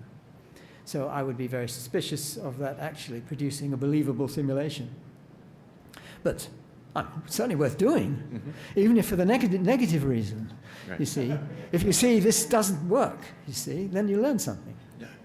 I mean, even things like these people who are very good at doing arithmetical computation. You know, what are they called? Who can do rapid multiplication of big numbers. Okay, not as fast as a computer can, but I remember hearing this argument given to me by a very distinguished neurophysiologist, that if you take into account all the processes with neurons that are going on in the brain, there's no way they could do it that fast. What are they doing? I don't know how much of an argument that is, but it was presented to me as an argument. So I guess I would be a little doubtful that you get very far in simulating human behavior in this kind of way. In fact, one sees, and I don't know how far they've got with these Turing. Is it still annually people have these Turing tests? And how far have they got? Can they do it? No good, still shaking heads. No, that was the impression I had. Yes, yeah. Yeah, Markram has a time frame of 10 years. 10 years, that's the usual time frame, isn't it? Yes. Yes. Yeah, okay. Sorry, I shouldn't have. Yeah. No, it's interesting to see what happens. Hi. Hi, my question is about intelligence and understanding. So I have a couple of friends who work at a hedge fund in New York. They don't claim to understand the stock market, but they write machine learning algorithms that do really well. So I would say they're being very intelligent. And similarly, you don't claim to understand the workings of a cell and exactly how quantum effects become large. But if it turns out that your theory is correct, everyone would agree that you're being intelligent, and this is an intelligent theory. So intelligence seems to be all about making predictions and being right. Why does it require understanding in your mind? Well, I was showing my own use of the words. I just wouldn't use intelligence necessarily for coming out right. After all, people who make lots of money on the stock market certainly have come out right. But you should do a proper statistical test, and I suppose give them IQ tests first and then see which ones succeed and which ones fail. I don't know. Probably intelligence plays a role in that. But how many people fail in these activities too? And is it correlated with intelligence? Can you measure intelligence well with a test even? I don't know. But in any case, it's only an aspect of it. You see, I think, sure, being intelligent helps in getting things right. I agree with that. That's nothing against my arguments, though. And not understanding what's going on in a process isn't essential to making use of it. That certainly happens a lot. I'm sure how many people understand the deep quantum mechanics going on in certain processes which actually fundamentally depend on it. I'm sure a lot don't. So it's certainly, I would not say it's necessary, but I would say that an understanding is there. I don't mean it has to be the understanding deep down of what's really going on in the system, but there is an element of understanding as part of the intelligent behavior, I would claim. That's just my use of the words. I feel unhappy. I know that people call devices artificially intelligent, and the word intelligence is there. You know, buildings can be intelligent and so on and so forth. I sort of wince every time I hear that word, but I can see the word is being used often in a way which does not agree with the definitions or the usage that I was putting forward there. I agree with that. Thanks. I was just trying to understand what you meant when you said intelligence requires understanding. Well, to me, I would say if I'm reacting intelligently as opposed to just sort of even instinctively. See, I might get it right instinctively without understanding what I'm doing, but that's not so much intelligent. That's acting intuitively. Okay, some people might call that intelligent. It's not quite the usage I was employing here. Thank you. Thank you for your talk. I just wanted to ask a couple questions about microtubules.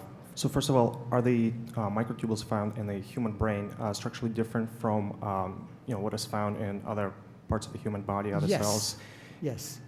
That is an important point. People used to bring that argument, say, why isn't my liver intelligent or something, conscious? Most cells in the body, I think, tend to be B-lattice, actually. Certainly for a long time, because people observed the transport of organelles, molecules, by microtubules, and they always seem to be B-lattices. And so they began to wonder, are there any A-lattices? The A-lattices, also the ones that come apart, you see, a big role that microtubules play is sometimes disassembling and assembling. And when one-celled animals swim, or an amoeba, when it grows, it's pods, these things. These things are produced by microtubule growing. And the growing and shrinking is done with B-lattice microtubules. The A-lattice ones are much more stable. And I'm not sure of the status of this at the moment, but certainly if there was going to be any hope of producing this coherence, it had to be A-lattice microtubules. And when I last consulted people about this, I don't know, about 5 or 10 years ago, there were some known in some kinds of double, there weren't many A-lattices known, but now I think there are a lot known.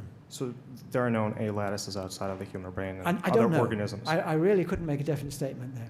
But certainly the ones in the brain have to be much more stable. They mustn't be the ones that come apart and assemble.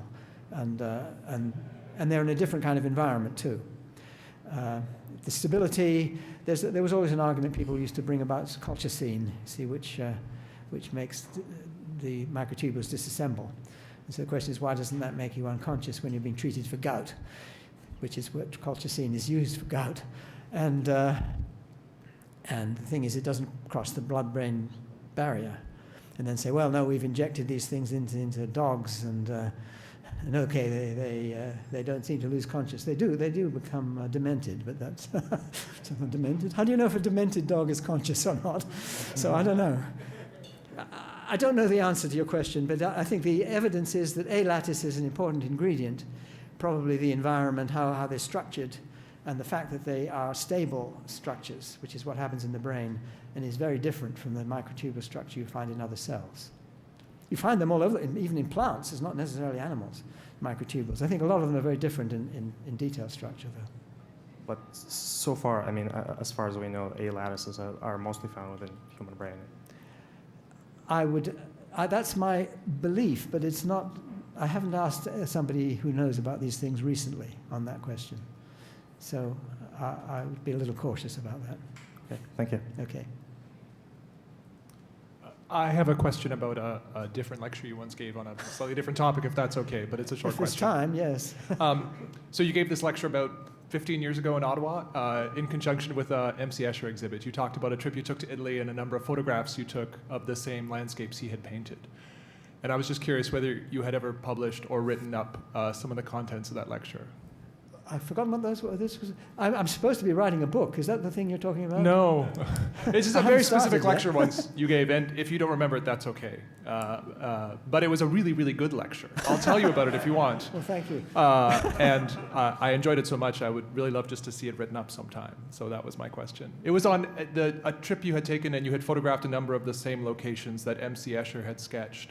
And you talked about the relationship between some of his tessellated work and Penrose tilations. I think it may be something that will appear. The trouble is I'm writing 2 other books at the moment. I understand the stress as you're soon as under. I finish them, this is the next on the list. So maybe. That's great. Please keep it up. Thank you. Right, yes. So assume you're right and the human brain is not reducible to computing machine. But physical development of human brain, as we understand now, we don't understand it very well, but like human physical development, like birth, you have 2 cells at the beginning, is perhaps this kind of computing process, which we, as we described now, synthesis of proteins. So given a computing machine classical, like Turing-like, what we have is development of proteins, like DNA at the beginning, and very basic constructing blocks, atoms, molecules. So can computing machine construct a machine which transcends computing? It's a bit like putting together 2 of the other questions we had earlier. Oh, yeah, basically. Yes, I think that's right. And I have nothing against that, and it may be you can put something together without knowing why it works, and that's without the understanding could certainly be there. And maybe by putting together these ingredients that these people are playing around with, maybe they don't have to be microtubules, they might be made of something else, and put them together, and maybe eventually something would come about which has this.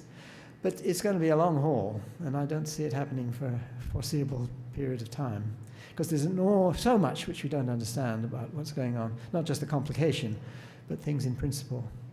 And things which also are sort of a heritage. I mean, if you're going to start from scratch, rather than involving what has built up over many, many, many millennia in developing from some other earlier creatures. I mean, there's a lot of, in my view, consciousness and understanding in animals already, which we're building upon. Something else more than that, but something there already, which is beyond what we can do at the moment by a long haul. Yeah. Thanks for coming. I had a comment and a question. My comment was on the chess problem you showed. You talked about how it was difficult to solve computationally, I think was the word you used. But of course, it would be easy to write a program which could solve that chess problem. Yes. Oh, you mean right? I've been cut off. You mean post hoc? It's difficult to solve using.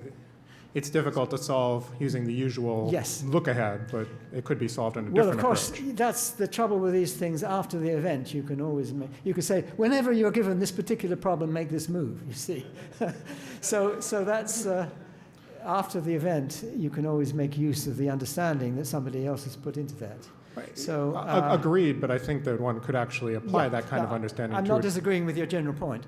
Okay, so my question was this. Gödel's theorem applies only to a consistent system, but human thinking is notoriously inconsistent. Yeah. So how do you address that? Well, that's the Turing. That was the Turing let-out, if you like. Humans make mistakes. My initial reaction to that was that it's not really the reason. I mean, because mathematicians make mistakes all the time. I know from personal experience. But the point is that these mistakes are correctable. You can go back and say, oh, whoops, yes, that was a mistake. You can see it was a mistake. These things are correctable mistakes. It has to be sort of unbuilt things that you're completely blind to and never see it. Okay, I mean, yeah, these arguments I talk about in Shadows of the Mind, and I get, I don't want to look at that book again. but I do talk about those things in the book, whether you think adequately or not. You can have a look and see what you think. But certainly, making mistakes has to be addressed, and I agree with that. I don't think it's the answer, and I think one can make a good case that it's not the answer. Could there be a blindness which we can't see? Yeah, but then that's also addressed. But what kind of a blindness? You see, yeah. And sometimes the blindness is the things that you don't see until you see a contradiction. You say, the good example was, I guess, what was the name of the logician that this has gone off again? Yeah, when Bertrand Russell produced his paradox, there was I forgot his name is just out of my head. There was this logician who just finished his book, and And he wrote this little thing about what an awful thing it can happen to somebody when somebody points out an error which undermines the entire thing, which in fact is what happened. But evidently he didn't see the error in this, even though he worked long and hard on his book. So there are examples of that kind. But still, when they're pointed out, you can see the errors. So it's a bit different still, you see. These errors would have to be things, well, even when they're pointed out, they're unseeable to you. But I try to address this sort of question, whether adequately or not. You have to look at it. I'm not going to look at it. Thank you. Thanks. Professor Penrose, thank you for your talk. And my question relates to the fact that recently I had a baby, and she's now 6 months old. Yeah. And I was pretty amazed with certain things that I'm watching. So, for example, she has this habit now that she would grab things and throw. So Yes. that's the way she plays. So recently we had a very heavy object on the table. And she tried to first lift it, as she usually does. But within 1 or 2 tries, she immediately realized that she cannot lift that. So she actually tilted it sideways and then pushed it from the table, from the back, so that it Very fell. good, yes, so she yes. accomplished her task that way. And that was with such little feedback, because she didn't have, she didn't have any training in that. She doesn't interact with anybody. She didn't actually see us do it much. But somehow it came into her, that's how I guess human consciousness is different from machine consciousness. Wonderful, yeah. So basically the training, without training she could do that. And in some sense, so basically when somebody pinches us, we sort of, tears start rolling down our eyes, sort of involuntarily in some sense. So some part of it is emotional, whereas some part of it is actually reacting to the physical world around us. So there's this, I guess, related to going back to the child thing, some child psychologists seem to think that, babies learn through the interaction with environment. In some sense, they're conscious of who they are relative to the environment that they're interacting with. So it's kind of like an order, a relative order that they have around themselves. So, your thoughts, you have any thoughts on that? Yeah, I'm quite happy to believe it comes very early. I was just hearing recently about some experiments that were done on very young, 1-year-old, basically. I think altogether between 1 and 2-year-old, but these are 1-year-olds. And it had to do with if you have an object and you move it somewhere, then they can see where it's moved to and so on. And if someone else goes out of you put it underneath something. You see, it's a ball, and you put it underneath a bowl. You see, and then someone else who's seen that goes out of the room. And then when they're out of the room, you take it out of that bowl and put it under another bowl, you see. And then the other person comes by, and the child expects that person, child already knows it's under the other bowl because it's seen it there, but it expects the person who's out of the room to look under the bowl that it was in previously. And they see this by where the child is looking. Oh, going to look there, you see. And so it's already putting itself in the mind of the adult. Right. So it's very interesting to see how these qualities, which are regarded as quite sophisticated. Right, and because in machine learning techniques, we talk a lot about training. And yet, for example, in my baby's case, she had no training, prior training or prior knowledge about this thing. So it somehow came to her somewhere, I don't know where, from evolutionary instinct or... Yeah, well, thanks. Yeah, thanks. I think it's fascinating. Thanks.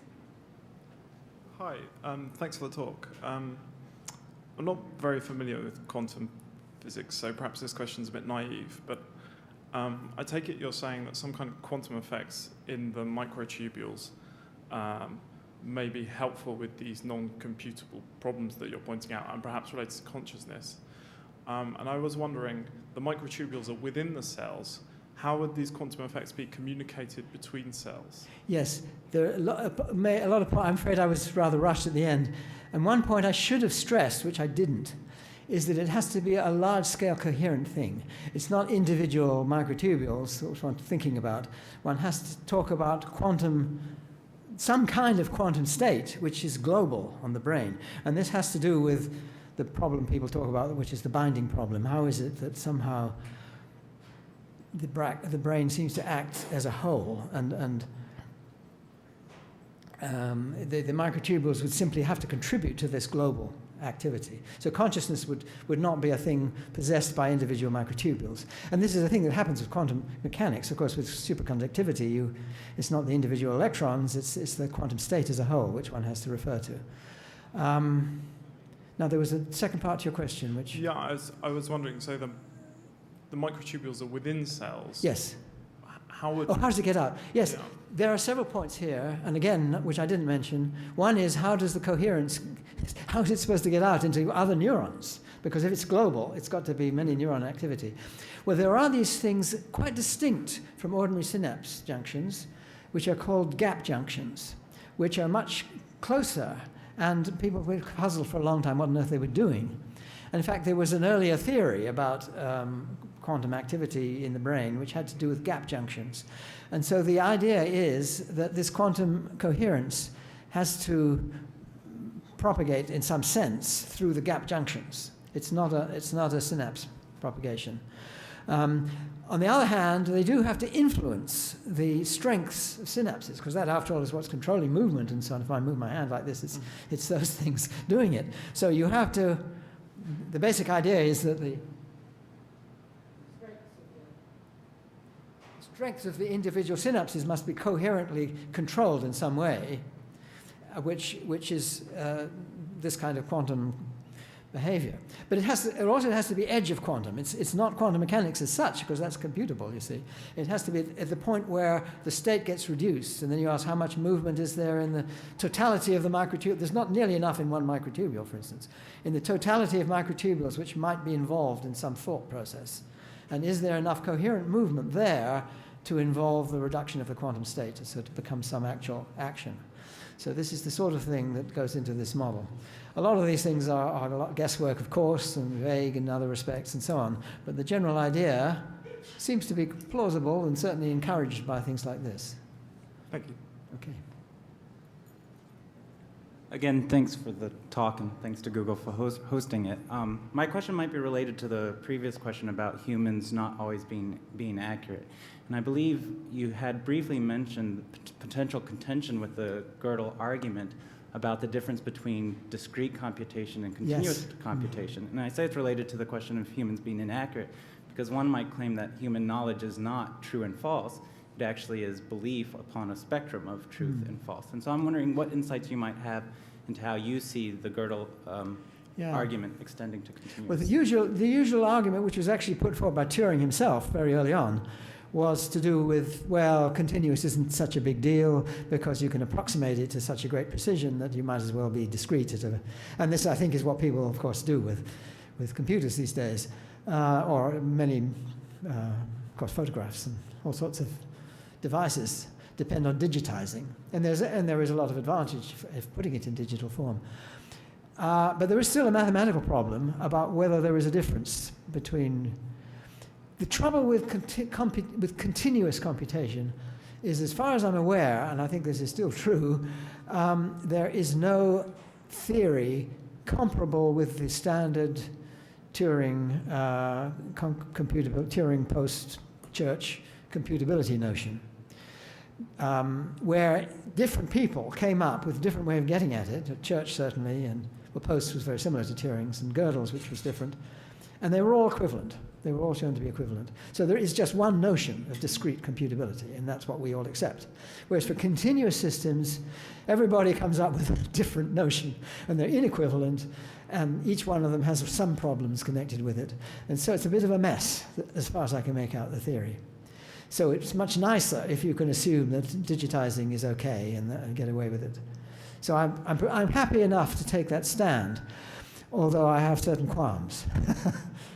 If I might, could I ask, do you think that the quantum mechanics might actually provide a mechanism of actuating whatever a continuous algorithm might be? I think you raise a nice question which I haven't fully studied. There's a colleague called Tim Palmer who he recently wrote a paper in the Royal Society, I think, where he has some idea of getting around things to do with Bell's inequality, you know, the non-locality you have in quantum mechanics, by invoking basically this difference between the continuous and the discrete. And using certain discrete models, you can get around these things and so on. I haven't fully understood it. But certainly he has tried to explore this difference and whether there is an importance in that. And I think it's something which needs attention. So, yeah, in my view, it's not a closed book. Thank you very much. Right. Hello, Professor Penrose. My question is again related to the consciousness in children. So it's been kind of noticed that when kids grow up, so what was the case? I missed what you said. Oh, I'm just saying that my question is related to the notion of self and consciousness in children. Oh, in children, yes. Yeah, so it's been kind of noticed that when kids grow up, they don't refer to themselves in the first person. They kind of think of themselves in the third person. Till at a point in their development, 5 or 6 years, they kind of flip and they say that, okay. That happened to my young son. He had a great deal of difficulty with this you and I business stuff. But you can understand, it's a slightly odd thing that you change the use of the pronoun when you right. So my question is, how much of that do you think is intrinsically there in a human being at birth, and it's kind of social triggers which releases that, versus how much of you think is kind of an influence which leads to that development? Well, this is a big argument. What is the Piaget on the one side and the what's his name? Name has suddenly gone out of my head, but a well-known psychologist. Whether the sort of grammar is inbuilt to our thinking, or whether it's all kind of. I think my guess would be somewhere in between, that we get some from each, that there is something inbuilt, but an awful lot of it depends on the environment and how you grow up. And again, one of these programs I heard on the radio recently had to do with this. Had to do with distinguishing sounds that apparently very young children, less than a year, are able to distinguish lots of different kinds of sounds. But as they grow up, they kind of lose this ability. It's because the ambient language that they're used to doesn't distinguish between certain sounds, and others are crucial. And those ones which are crucial, the child retains, and the other ones tend to get weighed down. Whereas in a different culture, it's different ones. And so it's very much, that's something which certainly involves a very cultural thing, depends how you're brought up and so on. But nevertheless, there's probably some overriding aspect to all this which is inbuilt. So I'm sure it's a mixture of those things. Thank